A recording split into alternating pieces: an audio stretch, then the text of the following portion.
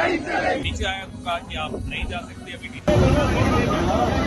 पवन खेड़ा जी को कहा कि आपका बैग रह गया है, उनके पास कोई बैग है ही नहीं।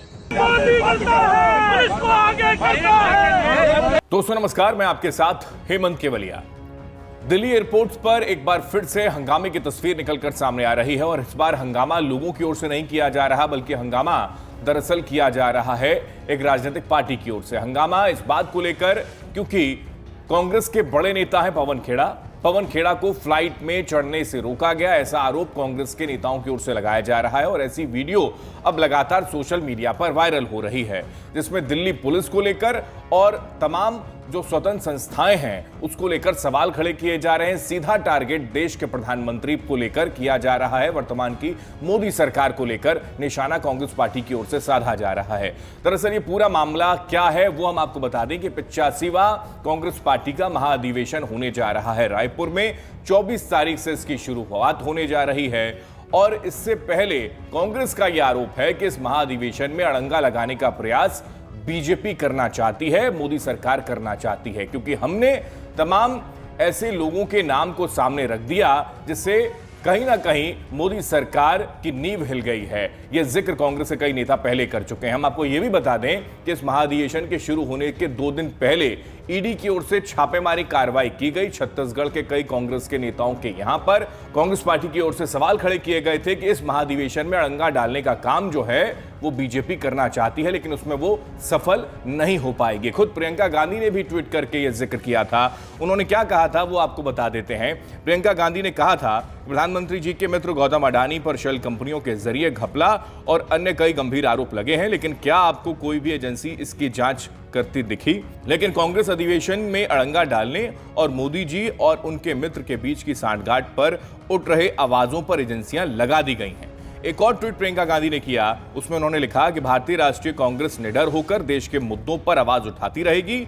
कांग्रेस अधिवेशन में हम महंगाई, बेरोजगारी, भ्रष्टाचार के खिलाफ बुलंद आवाज उठाने का संकल्प लेंगे। कठपुतली एजेंसियों का डर दिखाकर आप देश की आवाज को दबा नहीं सकते, यह प्रियंका गांधी ने ट्वीट किया। और अभी एयरपोर्ट पर जो तस्वीरें निकलकर सामने आ रही हैं उसमें कांग्रेस पार्टी के तमाम जो नेता हैं जो अधिवेशन में दरअसल शामिल होने के लिए जा रहे थे, जिसमें रणदीप सुरजेवाला भी हैं और तमाम कांग्रेस के कार्यकर्ता पदाधिकारी नेता हैं जो उस फ्लाइट से रायपुर पहुंचने वाले थे, वो सभी दिल्ली एयरपोर्ट पर धरना प्रदर्शन कर रहे हैं और उनसे सवाल उनकी ओर से पूछा जा रहा है कि आखिर किस वजह से उनको रोका गया। हालांकि इन सब के बीच पवन खेड़ा का बयान भी सामने आ गया, रणदीप सुरजेवाला का भी बयान सामने आ गया। उन्होंने कहा कि किसी बैग को लेकर जांच की जा रही थी और उनके पास सिर्फ एक बैग था। यह भी जिक्र कांग्रेस के नेता कर रहे हैं। मुझे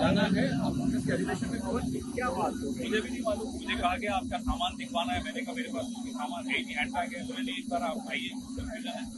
नीचे आया तो कहा कि आप नहीं जा सकते, अभी डीसीपी आएंगे आपसे मिलने। मुझे खुद नहीं मालूम, पिछले 20 मिनट से डीसीपी की इंतजार कर रहे हैं। क्या नियम है, क्या कानून है, क्यों मुझे रोका जा रहा है, मुझे नहीं मालूम। ऐसे एयरपोर्ट पे बिना किसी वजह के तो रोकना बड़ा मुश्किल होता है जब तक मुझे तो नहीं समझ पा रहा। प्लीज सर, इंतजार ही कर रहा हूँ डीसीपी साहब आ जाए। आज हम सब इंडिगो की फ्लाइट से कांग्रेस महाधिवेशन के लिए रायपुर जा रहे हैं।